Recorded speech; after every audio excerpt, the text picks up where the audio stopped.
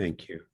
And then I just want to welcome everyone and everyone on the recording that we'll send out later for our next session of the Foundation for International Education Neurological Surgery Visiting Professor Series.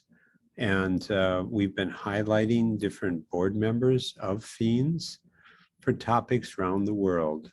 Hildo Azevedoh has been a phenomenal person in global neurosurgery, working in that really remarkable bridge between South America and Africa, and through the World Federation, through the entirety of the world. He's kind of one of my heroes for his moral compass and his long-term dedication to the field of neurosurgery. And so I'm delighted to have him today. Sydney, will you be moderating this and giving your own little introduction? Would you go next, please? Yes, absolutely. Thank you, Prof. Hello, everyone. Thanks for joining us at this visiting professor lecture for FEANS. Today, we have the pleasure of hosting Professor Hildo Azevedoh. He needs no introduction, but will, for those who might not have heard about him or heard of his work, Professor Hildo is graduated in medicine from the Federal University of Pernambuco. He has a master in science from the University of Oxford. He also has a doctorate in medicine from the Federal University of Pernambuco. He's a full professor of neurosurgery, equally an associate professor of neurology at the Federal University of Pernambuco. Today, Professor Azevedoh will be presenting on decompressive craniectomy for severe traumatic brain injuries to understand whether they're useful or a burden on the patient outcome. So without further ado, Prof, please go ahead and present. Good morning or good afternoon. And thank you, Professor Dempsey, for this very kind invitation. I'm very glad to talk to the residents, mainly to African neurosurgeons and residents that, as you always know, I have a very strong and close link to Africa, here in Recife, in South America. And we all part of our nationality for the incoming of African people who came here and has constructed our nation together with the Portuguese and many other people. So I'm very grateful to the African people who came to Brazil, I must say in a very ashamed way, but now we are part of a mixed nationality. That's what I think of this little world. We need always is our duty to build bridges, and that's what neurosurgery is all about. So that's my hospital. I would like to thank Professor Dempsey and Professor Rousseau, but also today is a day of joy because I would like to congratulate a great victory for the Southern Hemisphere, for the less privileged neurosurgeons, for the less privileged patients, for the outstanding victory of Professor Naja El Abadi, the first African, the first woman neurosurgeon who is going to be president of the WFNS because of her victory being president-elect a few days ago. That's my hospital where I've been doing all my work for more than 40 years, ever since I came back from England. Today, we are going to talk about DC and severe TBI. Should it help or should it be a burden? That's a question mark that you still have in the literature. That's our surgical procedures all over the years that you can see that even during the pandemic year in 2020, we kept doing most of our operations. We did reduce quite a bit of peripheral, some functional, but we did. And so our training program was not jeopardized by it. We only reduced about 300 operations in the year 2020 compared with the previous ones. So Getting on the point, you always know that traumatic severe TBS, decreasing the CPP, increasing the ICP, and sometimes due to reducing the mean blood pressure, it's a very harmful. So severe high ICP, it's a very bad situation. It's a very perhaps the most outstanding cause of bad results when we take care of a severe TBI patient. Also, it decreased the CBF and decreased the amount of tissue, of brain oxygen tissue. So this is our big villain. I used to tell my residents that increased intracranial pressure is our biggest enemy. And she's got, high intracranial pressure has got 3 small villains, which is ischemia, cerebral edema, and brain shifts. So that's what it brings with it when you have a high ICP. When you see a patient with high ICP, we take to the ICU. What we do, that's what we do. We elevate the head of the bed to 30 degrees. We keep them quiet, give analgesia, optimize the ventilation. Today, no more decreasing the CO2. We give mannitol and other hyperosmolar therapy. We did CSF drainage. Some people use barbiturate coma. You are going to discuss barbiturate coma later on. So, but I used to tell one Professor Segram this day once told me it works, but it doesn't help. And it's also is a great poison. And hypothermia, I always think that we should not give hypothermia, but we should prevent hypothermia. So I think that you could keep the rectal temperature around 35. So it will mean that you have the brain temperature around 36, 36.5. So I think that hypothermia should be completely avoided in the severe TBI patients. So going into DC, we understand that is an effective way to reduce intracranial pressure straight away. Excuse me. But it promotes also normalization of several cerebrovascular functions. That's we all agree about that. So it's an old surgery. Professor Koch, one of masters of Professor Cushing back in 1901, it was also doing decompressive craniectomy. You understand that Professor Koch was the first surgeon getting a Nobel Prize in 1909 due to his work with thyroid surgery, but he did a lot of neurosurgery. Most of the people don't remember this, and he did a lot of work on intracranial pressure. He did a lot of work on epilepsy too. So Professor Koch should be recognized one of the first so-called neurosurgeons of the early 20th century. But our master, Professor Cushing, back in 1908, was already talking about DC for severe intracranial pressure.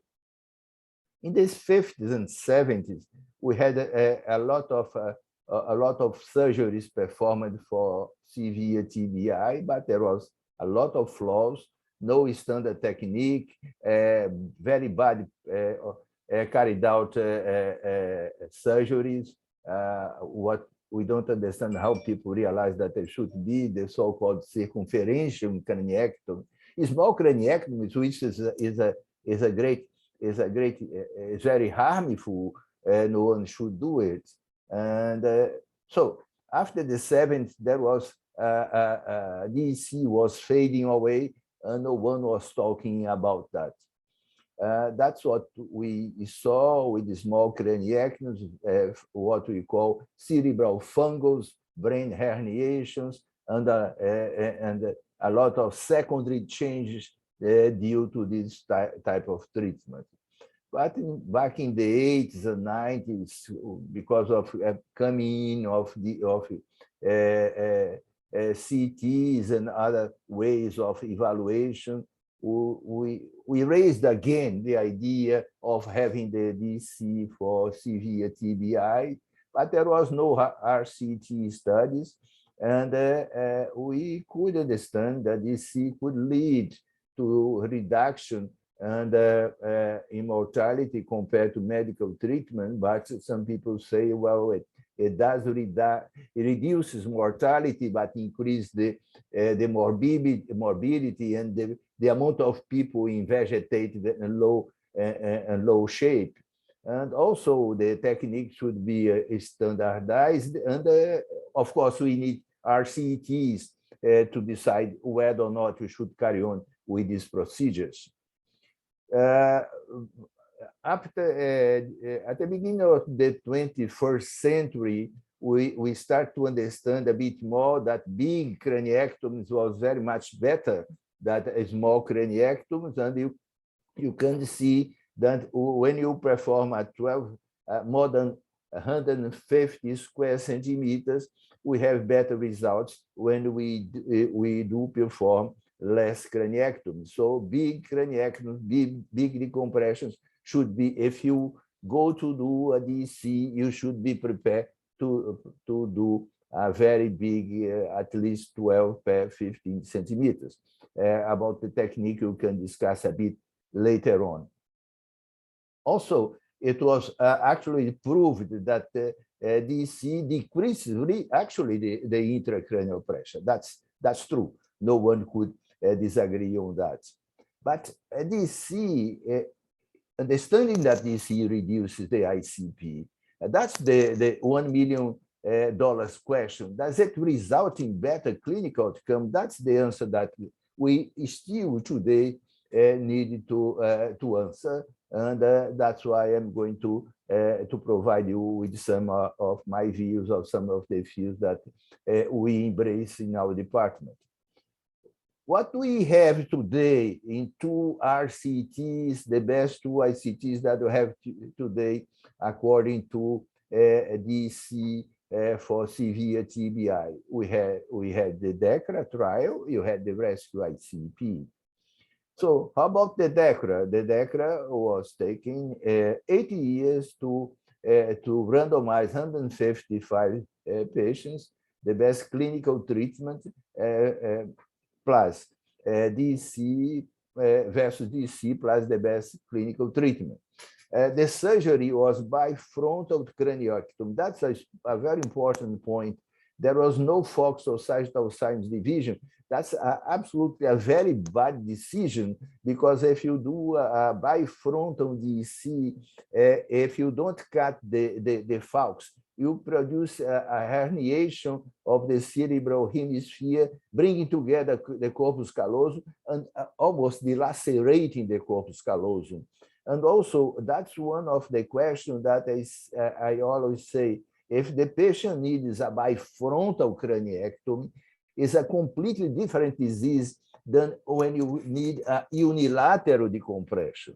So you cannot apply these results of the DECRA studies because they were bifrontal craniectomies for patients who need unilateral craniectomies. Even though the patient who need a unilateral craniectomy, there is a lot of diseases inside that pathology, because there are sometimes acute subdural hematomas, there are sometimes brain intra-traumatic clots, there are sometimes contusions, there are even sometimes cerebral edema, and there are also different diseases inside the scope that patient who are going to need a unilateral DC. So DECRA, again, it did work, but it did not help. Bad results, worse results were present on the patient who had the decompressive craniectomy.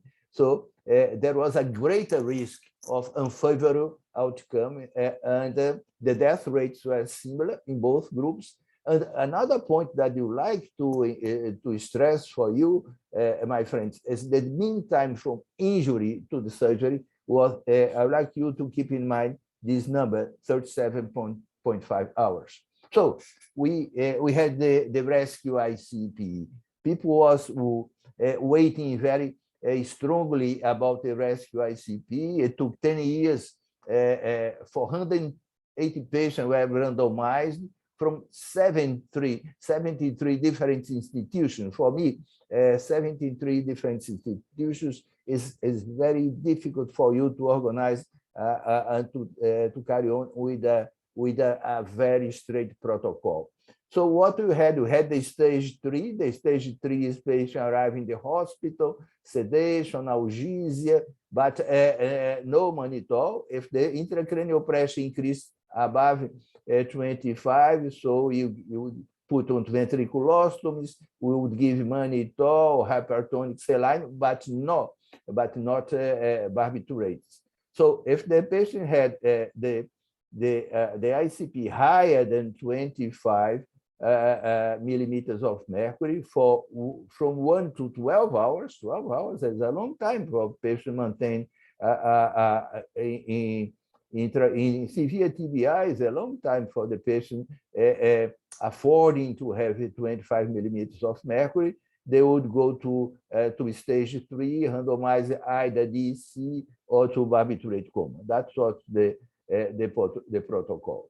So in the end, after 6 months, you had the side answer that it actually decreased the mortality, but it had high grades of severe vegetative of severe bad results like vegetative states or lower severe disability. So the rescue ICP was is like a jet of cold water over people who believed that the DC could help our patients. So, but let's go through the rescue ICP. You see the time from injury to randomization. So around 40% of the patients were randomized after 72 hours after the injury. And for me, time is brain. For me, 72 hours is too much time. And you had this international study was mainly actually a British, a UK study, because 76%, almost 6%, or actually almost 70% of the patients were treated in the UK. So another point that I would like to stress is that, you know, the stage 3 is arriving in the hospital, arriving in the ICU, have sedation, etc. But the time from injury to stage 1 was more than 12 hours in almost 40% of the patients. For me, again, too much time. Well, so and the time from randomization to DEC, it was about 5 or 6 hours. So perhaps too much long time. And what you can dig out from this rescue ICP, summing up, 70% were treated in the UK. The median time, it was more than 72 hours on injury to randomization in 44% of the patients. The median time from, as I said, from stage 1 to randomization was 43 hours. Again, too long time for me. The median duration of barbiturated therapy, stage 3, was 53 hours. So you're giving 53 hours in ICU before you decide what to do. And again, another point that I'd like to stress is 63% of these patients were bifrontal craniectomy. Again, the patient who need a bifrontal craniectomy has for me, is a very different type of traumatic disease than when he would have a unilateral craniectomy. And again, a crossover from barbiturated coma to DC was 37%. So almost more than 1/3 of the patients who went through surgery because barbiturate coma was not working. And you must understand and realize that the results were gauged on intention to treat.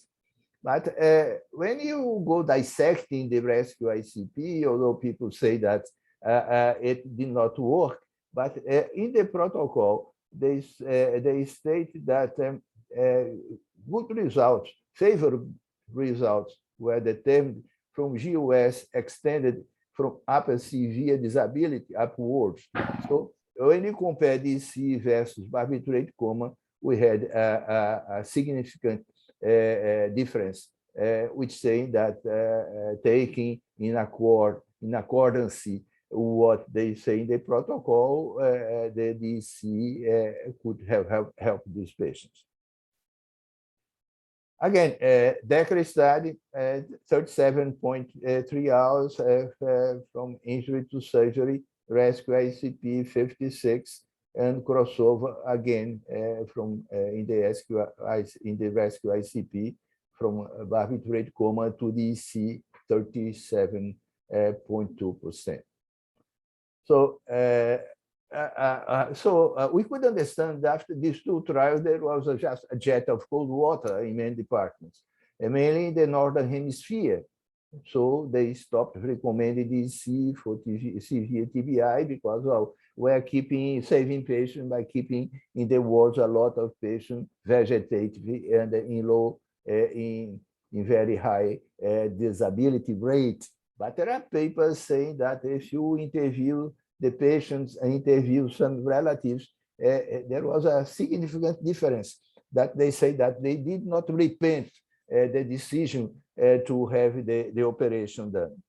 So if you extrapolate for the patient after subarachnoid hemorrhage, in the very bad situation, I would say WFNS grade 5, and you never would withhold treatment because according to this paper, you say, despite they state that even patients after very severe subarachnoid grade 5, they could reach a favorable outcome in 26% of the patients. So they state in this paper that if you refrain, if you withdraw maximum therapy for the WFNS, should be unacceptable today. So for the subarachnoid, we'd accept it to do all the best we have to get good results in 26% of the patients. Why should not extrapolate to patients with severe TBI?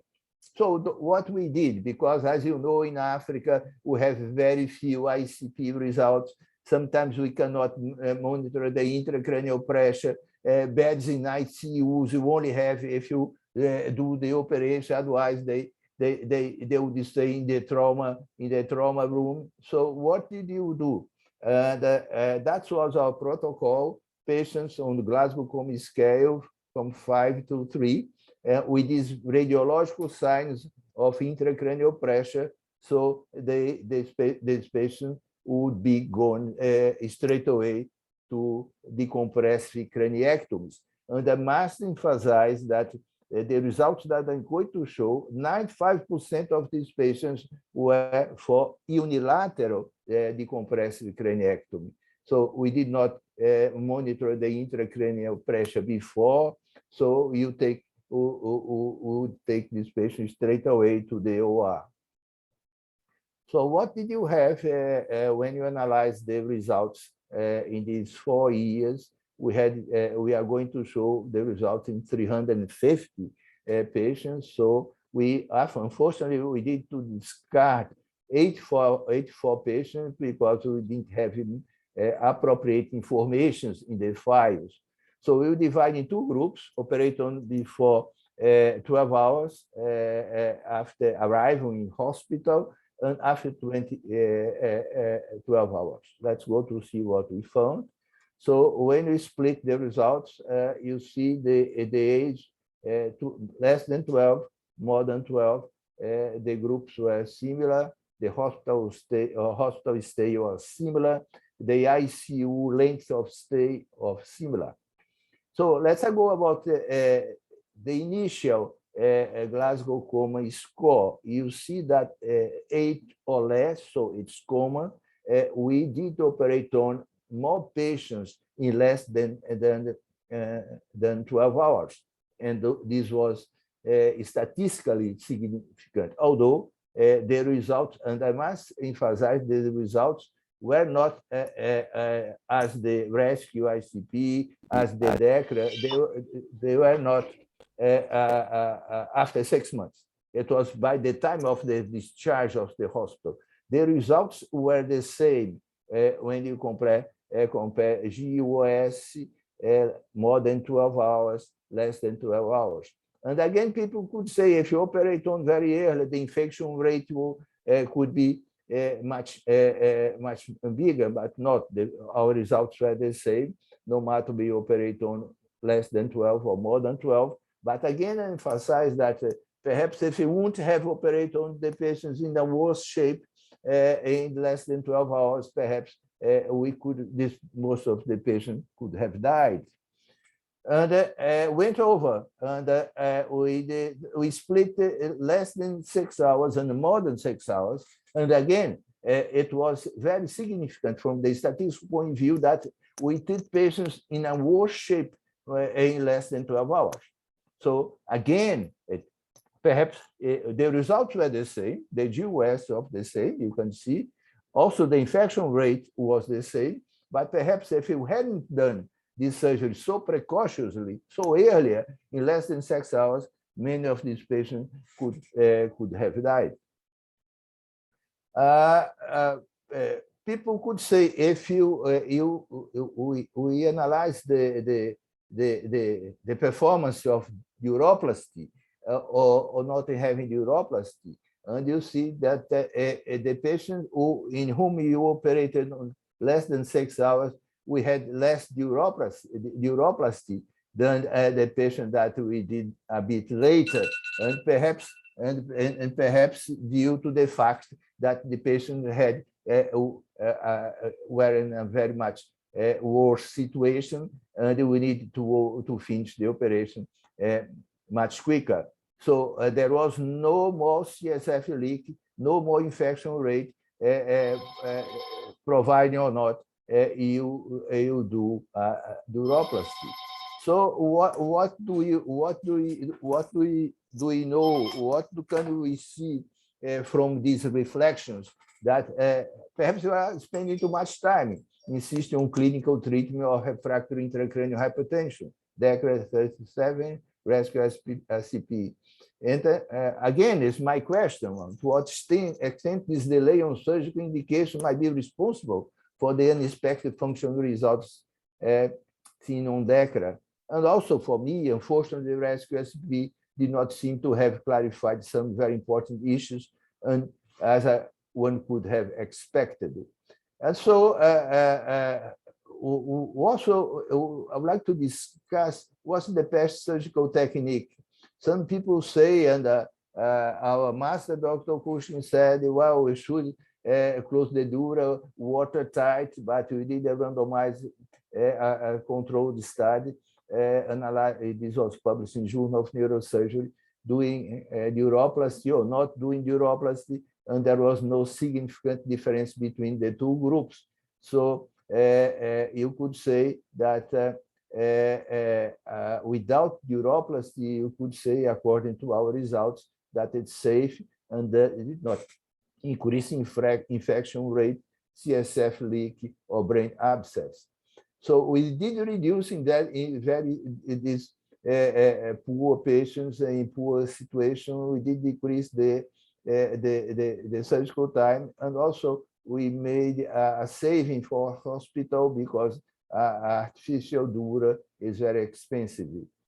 Again, neuroplasty in our hands, or absence of neuroplasty, was not related to more CSF leak or infection rate. So we are following where some very good authors agree with this policy. Our friend Peter Schmidek also has published this paper, whether watertight should be actually necessary, and there was no more CSF leak, infection, or subgaleal collection. And also a good friend from Frankfurt, Volker Seifert, also agree with this impression. So how about cranioplasty? We had some experience. We had published papers according after the DC, what we could do with our patients, of course, performing the cranioplasty. So we did publish our results in 55, analyzing pre and post cranioplasty, 55 patients. You see that a lot of these signs and symptoms that the patient, what we call the sinking brain complaints, most of the complaints were either disappear or improve very much better. Also, if you do cranioplasty, there are some problems. We had CSF leak, we had infection, we had epidural hematomas, but in the end, I think that is a safe procedure for the patients. We must take in consideration that there are some papers, mainly started from Israel, that after the cranioplasty, the patient died from severe brain edema.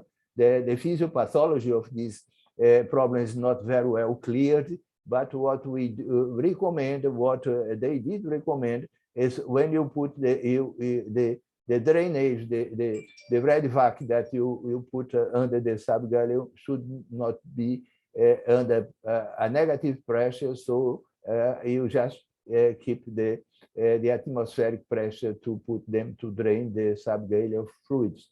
They link the aspiration of the subgaleal.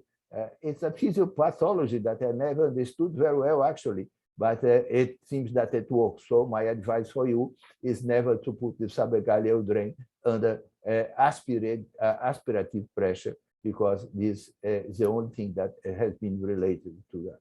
So that's what we do. It's very cheap. You don't need very, it's just, we do a 3D scan and you send to a 3D printer.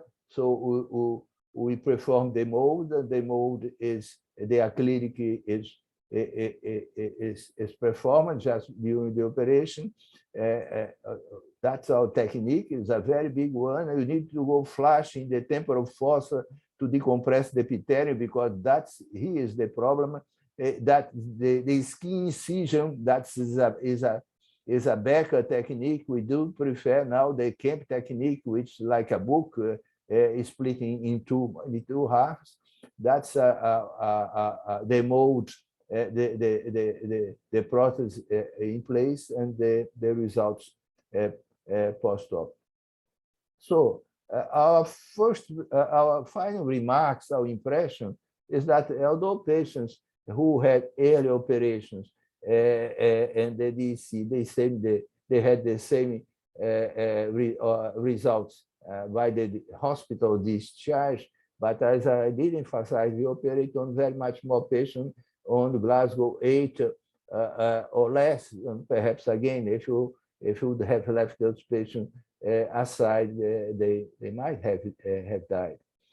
So the same results were observed when we split the group between less than 6 and more than 6. Now we are doing a study analyzing these patients after 6 months and 1 year, and the preliminary results that we are going to collect, and is going to be the thesis of one of my students for MSc next week, and we are going to publish very soon, that the results are it's completely different from 6 months before. You think that there is a relative benefit of early DC, and again, we gauged our results by the time of the hospital discharge, and it's different from the rescue ICP and the other studies that they did gauge the results after 6 months. This is an ongoing study, and we continue to recommend the ARDC for severe injured patients, and whose lives with good quality would be saved and achieved, otherwise should conservative treatment be maintained. It's an important message for us in Latin America, for in Africa, when our resources are so limited.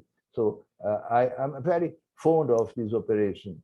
I think that it can save lives, and also it can improve the quality of life afterwards. And apart from that, if you don't do the neuroplasty, you could save time, and also you could save a lot of money for hospital, $420 for patient for per surgery. For us, decreases our expenditure when our burden, our budget is so limited.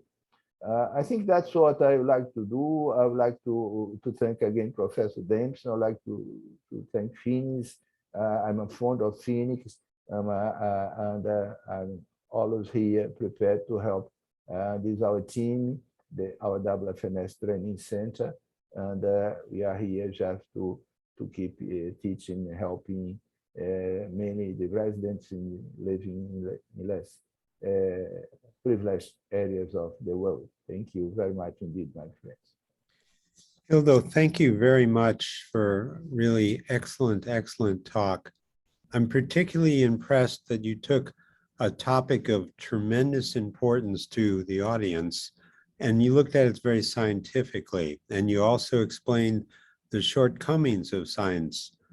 One of the important points you made that I'd like to have you maybe stress for the audience is that ethical issue where you stated that we are willing to do everything for the possibility of 26% of the patients in a high-grade subarachnoid hemorrhage doing well.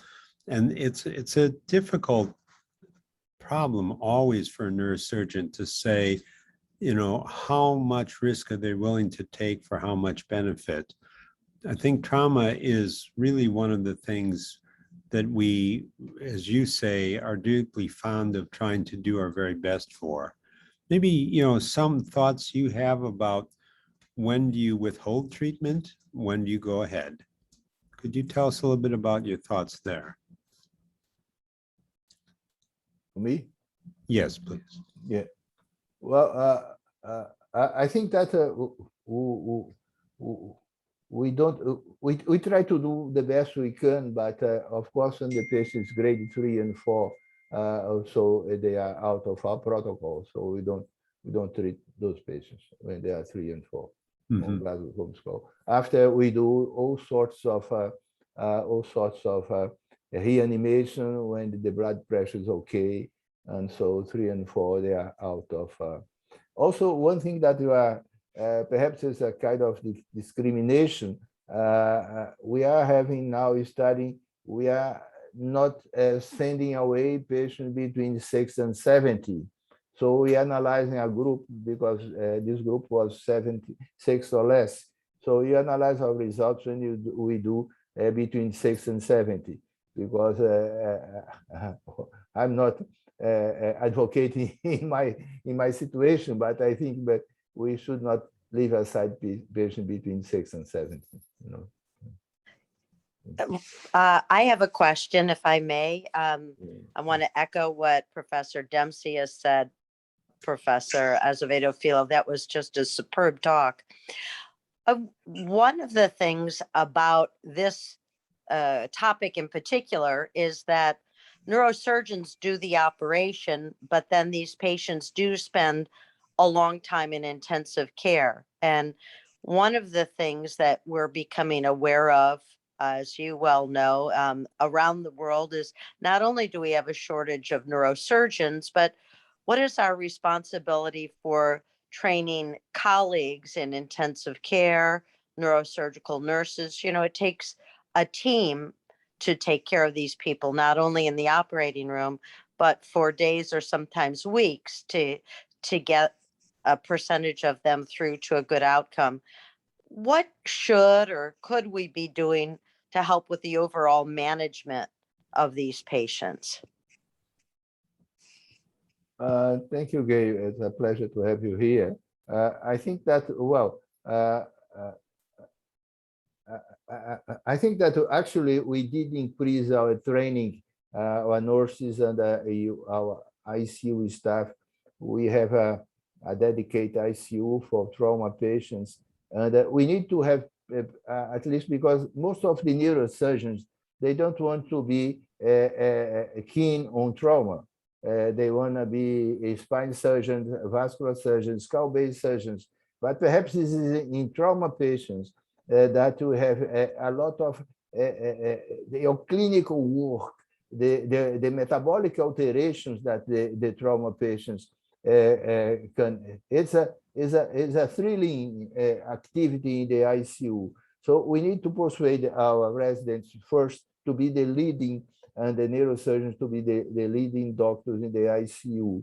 And of course, I think that today we are arriving to a time that we are doing almost our best, mainly in the Northern Hemisphere, but the plastic power of the brain to sustain an injury is limited. So I think that perhaps the battle should be better performed if you would teach more people outside the hospital, and also how patients can be managed from the accident to the hospital, what they call the golden hour. I think that it's a lot of the time that you dedicate to these patients is a lot of work, is a lot of beds that you use, but in the end, we could save lives. So we did not refrain ourselves of having, as I said, a patient with a very bad subarachnoid in the ICU for many years, so for many days. So I think that trauma patients should be treated as well as you do patient with a subarachnoid, as you do patient with a brain tumor, with a GBM that sometimes we send also to the ICU, and they spend many days there. So I think that trauma is a very exciting and perhaps for the future could be one of the few areas in the neurosurgeon we play a bigger role, because who knows how much vascular lesion will be operated on in the future, how many brain tumors will be operated on in the future. So, and trauma will be always there. And so on. Also, if you are a very good trauma surgeon leading an ICU, you understand internal medicine, you understand neurointensivism.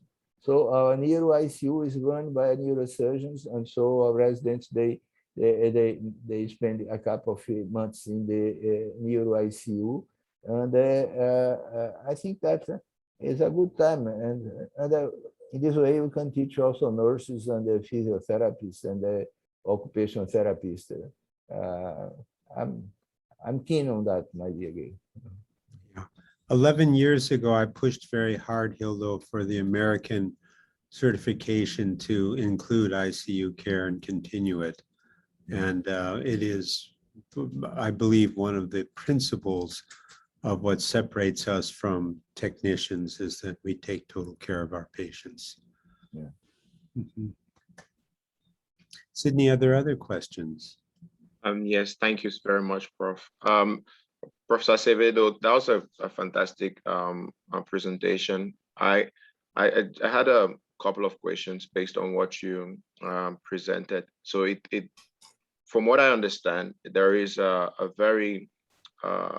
there's a need for new classifications regarding neurotrauma, because when you made the comparison with DECRA and Rescue ICP, it seems like just saying severe traumatic brain injury doesn't cut it from the management you were mentioning. And so my first question would be, is there a need for personalized treatment in neurotrauma, traumatic brain injuries? And then the second one would be, what are the implications of that for research? Because you did mention that with the management of bifrontal craniectomies, that was not necessarily appropriate for all patients. And so how would that perhaps personalized care affect research in the neurotrauma space? Thanks. Oh, yes. I think perhaps we should, I think the DECRA study should be stopped on being mentioned because it was a bifrontal. If it's a bifrontal disease, if you want to have a bifrontal ICT decompressive craniectomy, you need to split the falx, and we need to have a new study for patients actually needing a bifrontal craniectomy and having a section of the falx. So because it's a different disease. And again, you go to unilateral craniectomies. So we need also, in terms of research, it's a long road because we need to do perhaps a very more bigger study, a world study with many centers, because we need to do, so the Cambridge now is going to release the study on the acute subdural hematomas and DCs. So we need to do, we need to understand and to have the good studies and RCTs on the patient with the acute subdural, patient with brain contusions, patient with the cerebral edema, and so because they are different kind of disease. And so I think that is a new step forward if you can understand more these results. So there is a lot of field for us to study, because when you do unilateral, you do several things: acute subdural contusion, intracerebral hematomas, etc. So it's an open gate for this type of research, and there's a very good clinical research because it doesn't need much a lot of paraphernalia of brain instruments or measuring the tissue, the PO2 in the cerebral or the brain temperature, etc., etc. We are clinicians, and perhaps we should do our research on clinical basis. I think that it's an open field. It's an open. It's a start. We are just opening the box. We need to go inside the box and to have more and stratified which type of lesion needs the best treatment. Because,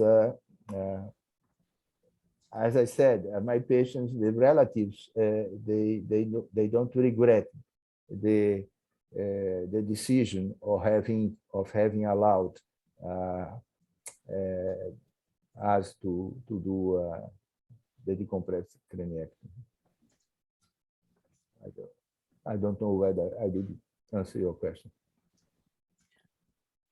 Hildo, how much do your theories here, which are mostly based on trauma, apply to stroke? Oh, yeah. And what I'd like you to maybe spend a moment on is posterior fossa or cerebellar stroke, and the role of decompression there, because I think that can be one of the most life-saving procedures we do. Yeah, well, actually, it's another of my students is going to do his viva for a PhD degree exactly on that, on decompressive craniectomy for malignant cerebral ischemia. Next Tuesday, there will be his viva, and so we have very good results on this. And after 6 months, the ranking classification, and it's if we compare with the 3 previous studies that we have, the Destiny, the Decimal, and the Hamlet, if you put them together, compared with our results is perhaps are much better than these results in terms of malignant infarction ischemic infarction.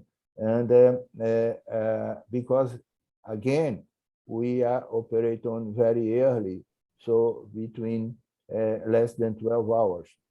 Of course, after 48 hours in infarction, there is no need for you. You lost the battle. If you decide to do the operation after 48 hours, I mean cerebral, you lost the battle. And most of the patients in the 3D randomized, which altogether, they are less than 200 patients operated on. So very few patients. We are just showing our result in around 150 patients. It is going to be shown. I can bring this issue for another lecture whenever you wish. I think that time is brain. So if we do earlier, you need to decide what to do earlier. If you wait more than 24 hours, perhaps not. After 48 hours, no way. There is no reason for do. The case is lost. According to the cerebellum, we don't have many patients, but I agree with you that you need to, as a life-saving procedure, that we are also very keen on these patients if they face the fourth ventricle, if there is a hydrocephalus and the effacement of the fourth ventricle, we put external drainage, we turn the patient on back and open the posterior fossa and remove. And I agree with you, it's a life-saving procedure as well. And I don't think that there is any need to keep the patient in the ICU, monitor the intracranial pressure, release CSF. If there is a mass, you need to remove. And the mass is there. It's necrotic tissue in the cerebellum. The patient do respond very well indeed, but I can't, as a personal experience, I can tell numbers, and it's a good, it's very good for you to remind me. I'm going to see your numbers, and perhaps in future I can show you. Excellent, thank you.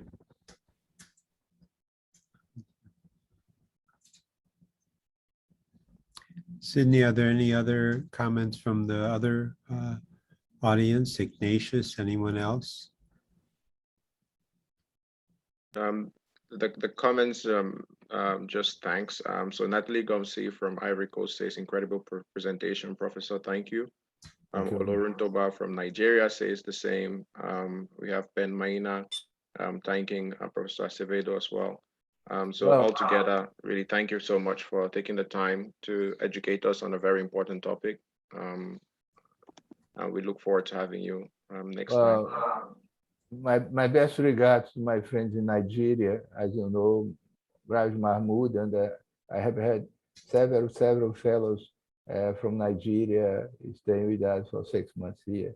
So we are open to receive you whenever you decide to come. I have very nice fellows from Nigeria here. Yeah. Hildo, as always, you are very kind and you've taught us a great deal. We're very grateful. We will post this on our websites for all to see. And I think you brought some very important questions up about how aggressively we treat people and how plastic the brain is, especially in our younger trauma patients, how much they can recover. And as you said, the posterior fossa strokes can make dramatic recovery if it's cerebellum as opposed to brainstem. So thanks for teaching us a lot, especially how to approach a difficult problem scientifically. And thanks for all that you do. Thank you. Sydney, thank you very much as well. Well, it's a pleasure to be here. Okay. I'll be here whenever you ask me. Thank you very much. It was my pleasure, Okay. my honor. Bye-bye. Thank you to everybody, and a good weekend to all. To all. Thank you. Thank you.